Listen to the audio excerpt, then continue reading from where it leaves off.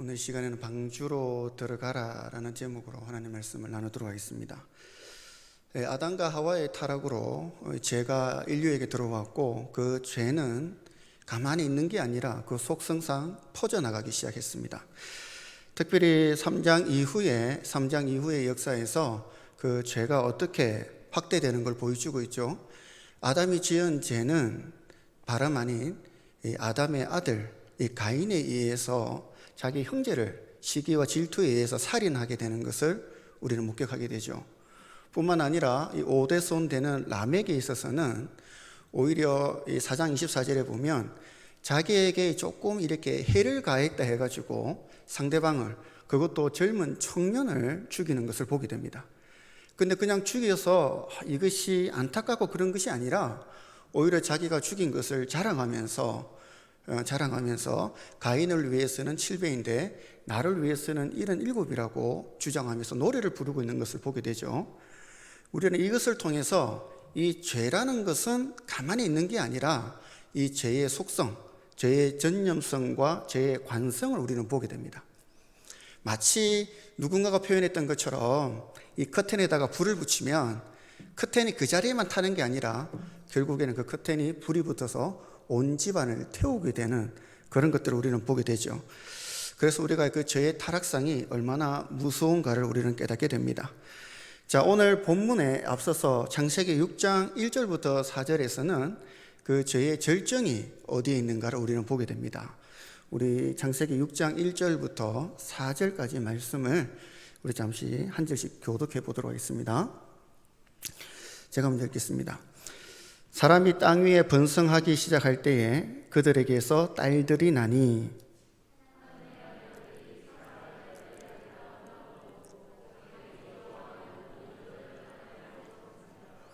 여호와께서 이르시되 나의 영이 영원히 사람과 함께하지 아니하리니 이는 그들이 육신이 됨이라. 그러나 그들의 날은 120년 되리라 하시니라. 당시 땅에는 네피림이 있었고 그 후에도 하나님의 아들들이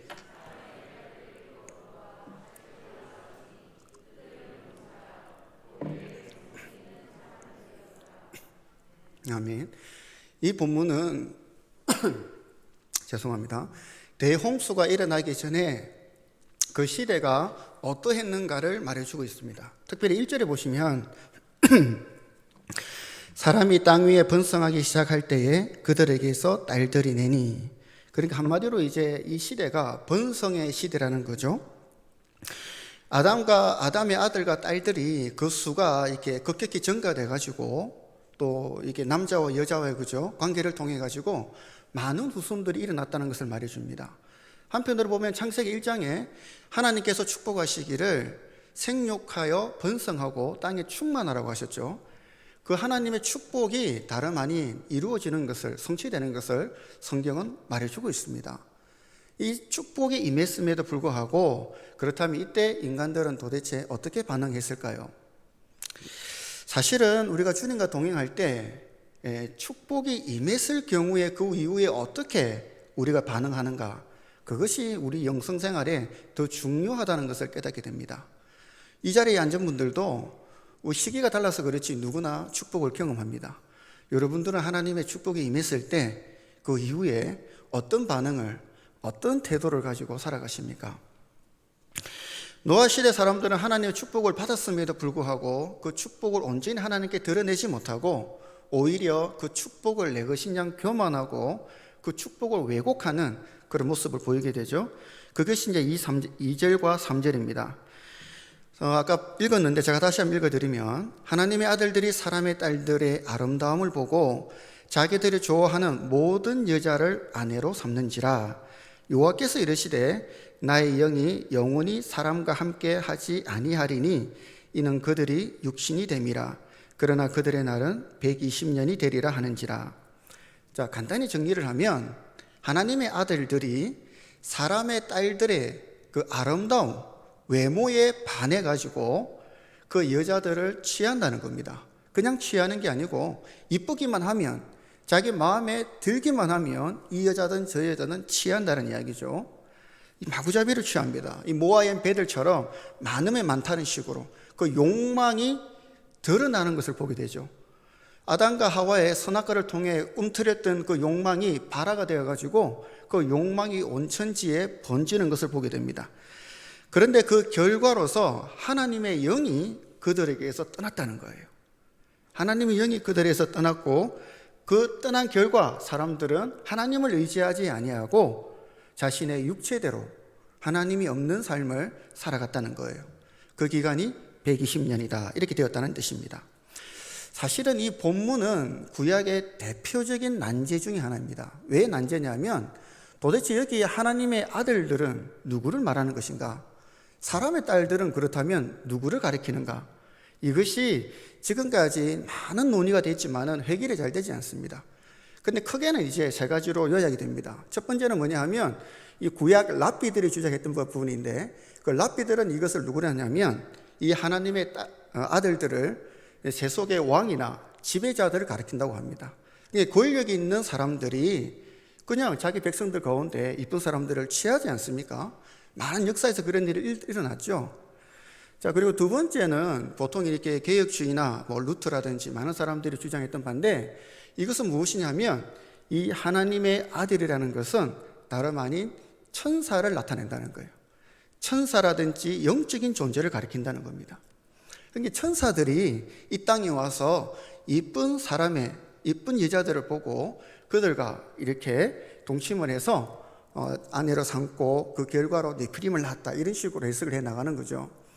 그런데 예수님께서 오셔서 천사들은 시집을 간다고 했습니까? 안 간다고 했습니까?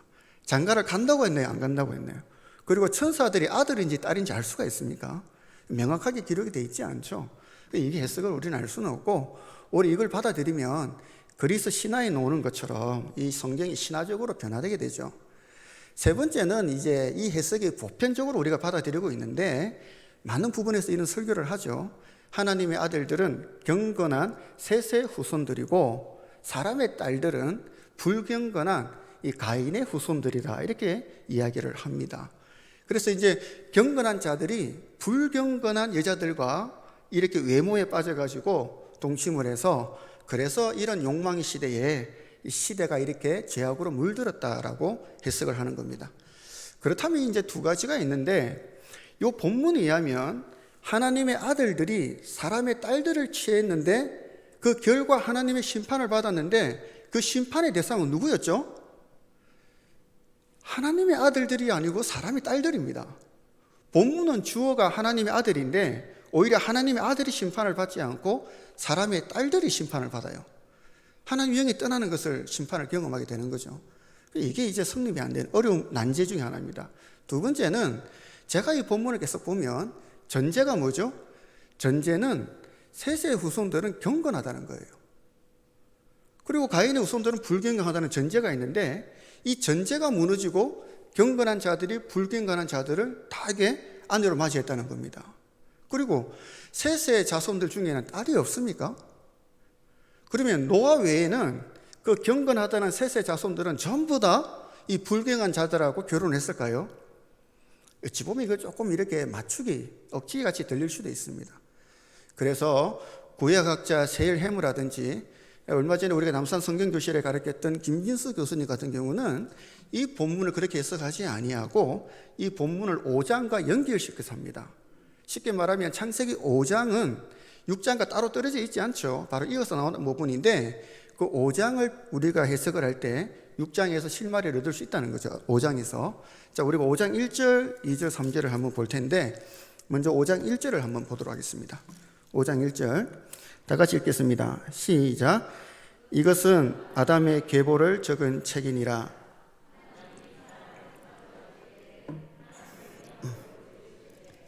그리고 3절을 한번 보겠습니다. 시간상 3절을 보면 다 같이 읽겠습니다.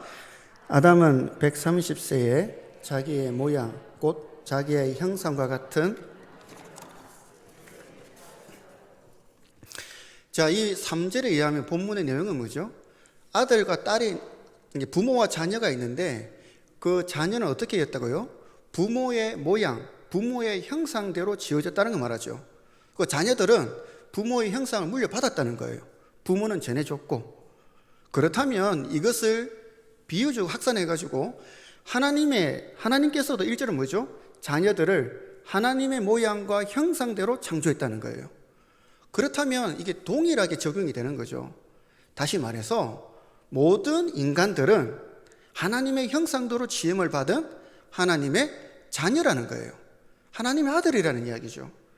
분명합니다. 창세기 저자가 말해주는 것은 첫 번째, 저와 여러분은 모두가 다 한 사람도 예외 없이 하나님의 형상대로 창조받은 하나님의 고귀한 자녀들입니다. 할렐루야. 이것이 늘 우리의 성경적인 인간관에 들어가 있는 거죠. 그러면 이제 사람의 딸들은 누구일까요? 자, 사람의 딸들이라는 것은 우리가 본문에 의하면 사람의 딸들이라는 것은 본문을 한번 보도록 하겠습니다. 특별히 이제 6절에 보면 1절에 보면 하나님 창조하실 때 하나님 모양대로 창조하셨다고 하시고, 그리고 3절에 보시면 아담이 자기의 모양, 자기의 형상대로 자기의 형상과 같은 아들을 낳았다고 했습니다. 근데 여기서 나오는 그 사람이라는 용어가 2절에 나타나는데 우리가 읽지는 않았습니다만 이 용어는 다름 아닌 아담입니다. 아담아. 그러니까 우리가 보통 이제 아담이라 하는 뜻이 헐기라는 아담아에서 왔다는 것은 다 알고 계시죠. 그러니까 그 사람의 존재 근원이 어디에 있다는 거죠? 우리 모두가 알다시피 하나님은 헐구로 만들어 가지고 다른 모든 생물들은 말씀으로 만들었지만 사람만 헐구로 만들어 가지고 그 헐게다가 뭘 불어넣었다고요? 생기를 불어넣으니까 생기가 뭐예요? 하나님의 호흡, 하나님의 영이 들어가니까 생명이 살아있는 생물이 되었다는 걸 말하는 겁니다. 다시 말하면 인간의 또 다른 기원이 어디라는 거죠? 바로 흙이라는 거예요. 흙이라는 무엇을 말합니까? 연약하고 현세적이고 그렇게 하나님의 형상에 비하면 보잘것없는 존재라는 걸 말하는 겁니다. 그러니까 우리 시편 90편에서도 우리가 흙으로 왔기 때문에 흙으로 돌아간다잖아요. 아무것도 없는 존재로 왔기 때문에 흙으로 돌아간다는 것을 말하고 있는 겁니다. 이것은 무엇을 말하냐면 인간이라는 게 연약하다는 것을 말해주는 거예요. 이 세속에 욕망에 이 죄된 본성으로 살아갈 수밖에 없다는 것을 말해주고 있는 한편의 문학적인 기법이에요. 그렇다면 이 하나님의 아들과 사람의 딸들을 두 가지를 똑같이 나타내서 비교하는 이유는 무엇인가? 이것을 세일해머 교수와 김진수 교수는 인간의 양면성이라고 해석을 합니다. 그러니까 인간이라는 존재는 어떤 존재이냐? 한편으로는 하나님의 형상을 가진 고귀한 존재이면서 또 다른 한편으로는 이 세속에 이 욕망에 어찌할 줄 모르는 그냥 욕망에 젖어들어서 하나님을 저버리고 무너질 수밖에 없는 그런 연약한 인간임을 나타내기 위해서 이 하나님 아들과 사람의 딸들이라는 것을 우리에게 보여주고 있다는 거예요. 그렇다면 이 본문은 이 사람이라는 존재는 그저 아름다운 사람을 보면 쉽게 뭘 말하죠? 사람의 외모, 그저 사람의 학벌, 이런 사람의 외모에 취해가지고 넘어질 수밖에 없는 그런 욕망의 존재라는 것을 이 창세기 제자는 우리에게 말해주고 있습니다. 이거 어찌 속업해 가면 이 아담과 하와가 선악과를 따먹은 것 똑같은 거예요. 아담과 하와가 선악과를 볼 때마다 무엇이 다가옵니까? 보암직도 하고 먹음직도 하고 이렇다잖아요. 이것이 오늘날 우리의 시대 아닙니까? 여러분들 포털 사이트를 들어가 보십시오.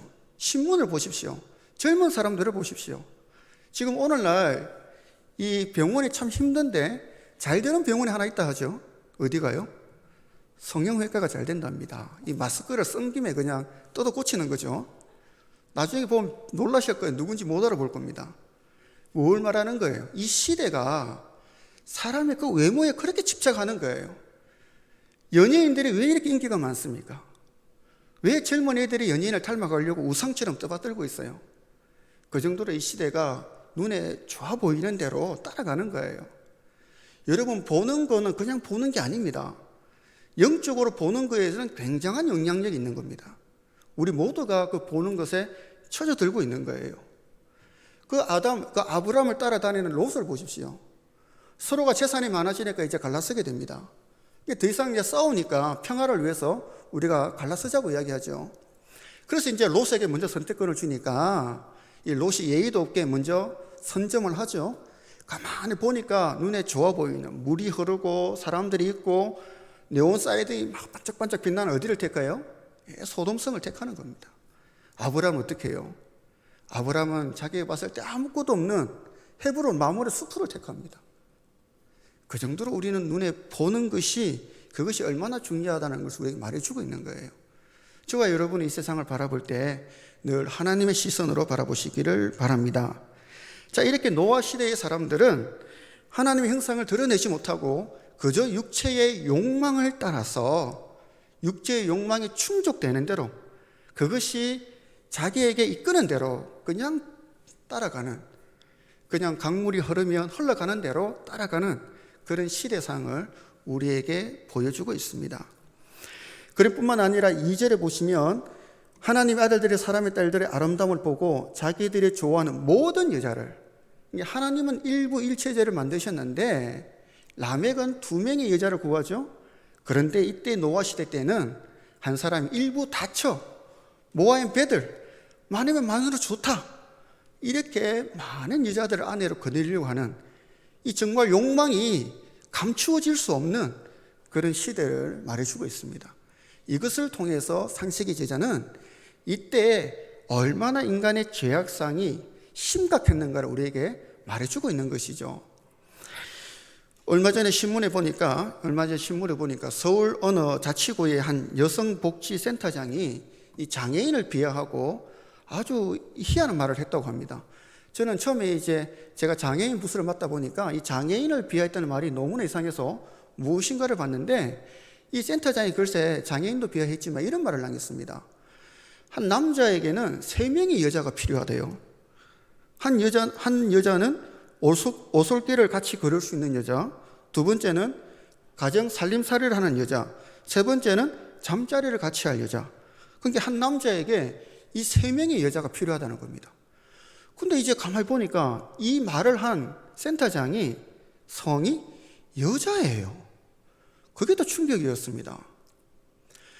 이런 사고를 한다는 것 자체가 이 얼마나 이 시대가 이 암울하고 욕망밖에 없다는 것을 우리에게 말해주고 있지 않을까요? 그것도 지도자급에 있는 사람이 이런 이야기를 합니다. 오늘날에도 얼마나 많은 사람들이 이 어둠의 시대에 살고 있는지 모르겠어요. 그리고 한국 교회도 마찬가지죠. 이 한국 교회를 진단하는 많은 분들이 이 교회 내의 엄란함에 대해서 굉장히 주의를 많이 줍니다. 이것이 교회를 병들게 하고 있다는 거죠. 한편으로는 여기서 보면 이 사람들이 자족하지 못하는 모습을 보게 되죠. 자꾸 많으면 많을수록 더 좋다고 생각합니다. 여러분들은 어떠세요? 여기 앉아 계시는 분들 남편이 한 3명 되면 좋겠습니까? 한 명도 버거운데, 그죠? 이제 많으면 많을수록 좋다고 생각을 하는 거죠. 자족하지를 못합니다. 나에게 있는 바를 보지 못하고 무엇인가를 자꾸 더 모으려고 합니다. 오늘날 집값이 지금 이게 제정신입니까? 누가 이렇게 만들어 놨어요? 다 부모 세대 우리가 만들어 놓은 겁니다. 이 자녀들이 집을 못 구해요.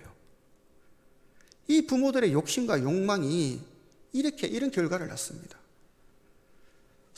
대구의 경신고등학교 앞에 33평에 17억 5천만 원이랍니다. 어떻게 우리가 이 집을 살 수 있을까요? 자족하지를 못합니다. 오늘 이 코로나 시대에 하나님은 우리에게 자족하기를 말씀하고 있습니다. 절제하기를 원합니다. 그런데 수많은 사람들이 이 현실을 받아들이지 못해요. 받아들이지 못하고 계속 야외로 나가고요, 술집에 모이고요, 모임을 가시고요, 계속 5인 이상 모이지 말라 하지만 계속해서 모이고 있습니다. 또 교회도 안타까운 모습들이 있어요. 교회도 절제하지 못하고 자족하지 못하고 자꾸 이렇게 정부의 정책이 교회에 대한 과한 면도 다 있습니다. 저도 알고 여러분도 알죠. 그러나 또한 교회가 잘못한 것도 많이 있습니다. 제가 구청이나 이 시청에 2주에 한 번씩 전화를 하는데 이 살해 사건들을 보면 참 희한한 일도 많습니다. 자족이 안 돼요. 무엇인가가 다 이렇게 우리가 여러분들 빌립보 4장에 나오는 것처럼 만족과 자족을 아시죠? 만족이라는 것은 이 외부 이 객관적인 조건들, 이 외부 환경들이 딱 돼야 내가 만족하는, 마음에 드는 것이 만족이라는 것이고, 자족은 뭐예요? 외부 환경에 상관없이 내 스스로가 그 안에서 만족을 누리는 게 자족이 아닙니까? 그런데 교회든 사회든 전부 다 만족만 하려고 그래요. 무엇인가 이래야 돼. 이래야 나는 살아갈 수 있어. 계속해서 정부의 정책만 비판하는 것은 옳지 않다고 생각이 듭니다. 정부가 잘못한 것도 많죠. 그러나 그것이 비판만 해가 될 일은 아닙니다. 사실 14세기 때 우리 코로나가 14세기 또 흑사병이 돌죠. 유럽 인구의 3분의 1이 죽습니다. 아주 이 급속도로 퍼지게 되죠. 처음에는 이것이 뭐 쥐라든지 이런 동물에 의해서 번졌다고 생각하지만 오늘날 학자들은 그걸 믿지 않죠. 속도가 너무나 급격하게 번졌기 때문에 그때도 바이러스에 의해서 번졌다고 다 생각을 하고 있습니다. 그런데 그때 이제 교황이라든지 이런 사람들이 너무나 이 사회가 힘드니까 성년의 해, 다른 말로 하면 그 당시 교황이 대사면을 해를 합니다. 그러니까 베드로 성당이라든지 바오로 성당 성지순례를 하게 되면 그 죄를 다 속해 준 거예요. 그곳으로 사람들을 위로하기 위해서. 그러니까 사람들이 막 성지순례한다고 모입니다. 모이니까 어떻게 되는 거예요? 더 확산이 되고 퍼지고 난리가 아니었죠. 오늘날 같은데 그런 우리를 범해서는 안 됩니다. 그러나 감사하게도 오늘날에는 우리가 대면 예배를 힘써야 되지만 또 한편으로는 이 온라인이라는 하나님께서 좋은 계기를 주셔서 우리가 이것을 통해 예배를 드리고 집중할 수 있는, 또 우리가 절제하면서 자족하면서 오늘 이렇게 모여서 우리가 불편하지만 마스크를 쓰고 하나님께 예배 드릴 수 있는 이런 자족함이 우리에게 필요하다는 거예요. 이렇게 어쨌든 노아 시대에 이 죄악과 패역의 시대라서 5절 6절에 보시면 5절 6절 제가 읽겠습니다. 여호와께서 사람의 죄악이 세상에 가득함과 그의 마음으로 생각하는 모든 계획이 항상 악할 뿐임을 보시고 땅 위에 사람 지으셨음을 한탄하사 마음에 근심하시고 이르시되 내가 창조한 사람을 내가 지면에서 쓸어버리되 사람으로부터 가축과 기는 것과 공중의 새까지 그리하리니 이는 내가 그것들을 지었음을 한탄함이니라 하시니라. 그렇죠. 결국에 이 죄악을 통해서 하나님의 반응은 한탄입니다. 이 한탄임은 하나님 스스로 자책하였다 그런 말보다는 그게 아니라 이 죄악에는 반드시 그 죄악에 따른 뭐가 있어요? 결과, 심판이 있습니다. 그러니까 이 죄악에 대해서 하나님의 자녀들이 다 심판을 받게 되니까 거기에 대한 하나님 아버지의 안타까움을 드러내는 그런 말씀이에요. 저와 여러분들이 하나님의 자녀로 살아가지만 우리가 이 시대를 온전히 하나님께 드리지 못하고 내 욕심과 욕망으로 살아가게 되면 그저 우리가 돈이라든지 집만 뭉치고 살아가게 된다면 거기에 대한 하나님의 안타까움이 있다는 거예요. 하나님의 안타까움. 반드시 심판에는, 우리 죄에 대해서는 심판이 있다는 것을 우리 모두는 유념하셔야 됩니다. 그래서 하나님은 안타까워하십니다. 그런데 성경에서 창세기부터 요한계시록까지 우리가 조금 읽어보면 심판에는 반드시 뭐가 나타나요? 하나님의 구원이 반드시 따릅니다. 그게 하나님 예수님이 재림하시기 전까지 말이죠. 그래서 이제 하나님이 모든 사람들을 심판하지만 그 중에 한 사람 누구죠? 노아와 그의 가족들에게 구원을 베푸십니다. 노아와 가족들을 베푸시고 그들에게 120년 동안이나 뭘 하게 만들어요? 방주를 만들게 합니다. 왜 택했을까? 우리는 그것을 성경을 통해서 보게 됩니다. 일단은 우리 창세기 6장 8절 보시면 6장 8절에 그러나 노아는 여호와께 은혜를 입었더라. 그리고 9절에 이렇게 되어 있습니다. 이것이 노아의 족보니라. 노아는 의인이요 당대의 완전한 자라. 그는 하나님과 동행하였으며 되어 있습니다. 그는 의인인데 어떤 사람이라고요? 하나님과 동행했다는 거예요. 그리고 마지막에 22절 한번 보겠습니다. 22절 우리 다 같이 읽겠습니다. 시작. 노아가 그와 같이 하여 하나님이 자기에게 명하신 대로 다 준행하였더라 라고 했습니다. 자, 그렇다면 어떤 뜻입니까? 이 노아는 그 가운데서도 모든 사람이 자신의 감각대로 욕망대로 살아갈 때 노아는 철저히 절제하며 자족하며 하나님의 뜻만을 바라보고 주님께 집중하며 나갔던 사람이 노아였어요. 그래서 주님과 동행하게 됩니다. 그래서 노아가 이 동행한 걸 주님의 말씀이 어떻게 순종했나 그걸 말해주는 게 뭐죠? 방주를 만들었다는 겁니다. 방주를. 무려 몇 년 동안 만들어요? 120년 동안 만듭니다. 여러분 같았으면 만들겠어요? 이걸 받아들일 수 있습니까? 제 같아도 자신이 없을 것 같아요. 생각만으로는 없을 것 같아요. 그래서 믿음으로 나가는 거겠죠. 그러면서 노아에게 이 베드로 후서 2장 5절에서는 뭐라냐면 이 노아를 의를 전파하는 자로 소개했습니다. 이게 뭐냐면 그냥 방주만 만들고 있었던 게 아니라 방주를 만들면서 뭘 했다는 거예요? 세상 사람들에게 복음을 전한 거예요. 여러분, 곧 심판이 임합니다. 빨리 회개하고 돌이켜서 하나님께로 돌아오세요. 제가 여러분을 태울 수 있는 방주를 만들고 있습니다. 여러분 이제는 하나님의 심판이 임했으니까 방주로 들어오십시오. 그렇게 선포하고 외치고 나갑니다. 그런데 결과는 어떻게 됐죠? 제가 여러분 압니다. 저는 오늘 이게 평상시 생각했지만 오늘 설교를 준비하면서 깨달았어요. 전에는 몰랐던 게 다가왔습니다. 한 사람도 전도가 안 됐어요. 하나님과 동행하며 나아갔던 자인데 어떻게 이 목회자가, 이 전도자가, 이 선지자가 그렇게 오랫동안 외쳤는데 어떻게 이렇게 한 사람도 전도가 안 되지? 마지막에 방주에 들어간 사람은 노아와 그의 가족 외에는 아무도 못 들어갑니다. 한 사람도 전도가 안 됐어요. 그럼 노아가 한 것은 잘못인가요? 노아의 목회는 실패했습니까? 노아의 전도는 허무맹랑한 거예요? 아무런 가치가 없는 겁니까? 그렇지 않습니다. 우리는 여기서 노아의 믿음을 보게 되죠. 눈에 보이는 대로, 세상 사람들처럼 눈에 보이는 대로 신앙생활을 하는 것이 아니라 눈에 보이지 않더라도 이것이 하나님의 명령이었기 때문에 그 명령에 순종해서 갔던 것이 노아입니다. 이게 제가 전도부를 맡고 있는 사람으로서 너무나 큰 위로가 됐어요. 여러분 지금 오늘날처럼 교회가 우리가 살아가면서 욕을 많이 먹는 경우가 있습니까? 사람들이 교회를 지나가면서 교회에 침을 뱉고 지나간다고 합니다. 그럼에도 불구하고 주님의 지상명령은 변함이 없습니다. 결코 달라지지 않아요. 이 세상에 빛과 소금으로 살아가기를 원하고요. 이 세상을 사랑하기를 원하고요. 이 세상에 주님의 복음을 전하기를 원합니다.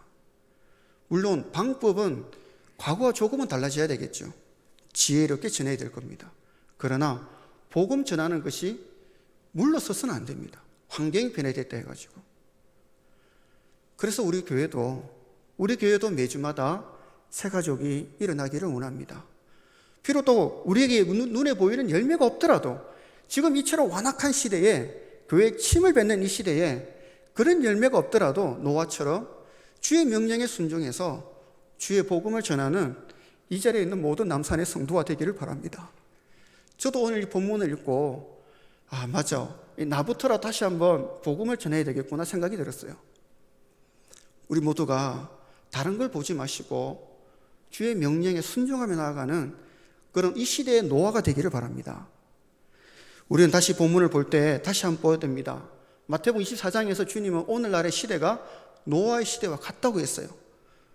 그 오래전에 있었던 그 노아의 홍수가 지금의 시대와 같다는 걸 말합니다. 무엇을 말하는가요? 그때의 죄악상이나 오늘의 죄악상이 별반 다르지 않다는 걸 말합니다. 이 모든 이 코로나 때문에 어려움이 하나님의 심판이라는 것을 말하고 있고 이것을 통해서 우리가 무엇을 해야 되는가를 우리에게 말씀해 주고 있다는 거예요. 본문이 말하는 것처럼 우리는 분명히 시대의 죄악상을 직시해야 됩니다. 오늘날 사람들이 욕망에 살아가는 이것을 따라가서는 안 됩니다. 이 욕망대로 살지 마시고 강물로 거슬러 올라가는 것처럼 욕망을 거슬러 올라가는 모든 남산의 성도가 되기를 바랍니다. 그리고 주님께 집중하셔야 돼요. 주님께 집중할 때 우리는 절제하게 됩니다. 주님께 집중할 때 우리는 자족하게 돼요. 주님께 집중하지 않기 때문에 자족이 되지를 않는 겁니다. 이 어렵고 마스크를 쓰고 힘들지만 이 예배에 집중하셔야 되고 말씀에 집중하셔야 되고 기도에 집중하셔야 되고 찬송에 집중하셔야 됩니다.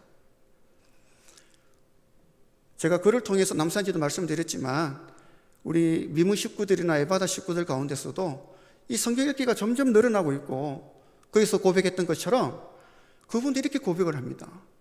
자기가 쓸 때는 너무나 이게 손도 아프고 팔도 힘들고 또 손에 장애도 있어서 힘들었는데 이 코로나가 오니까 이 말씀 쓰기가 얼마나 나에게 힘이 되는지 모르겠다고요.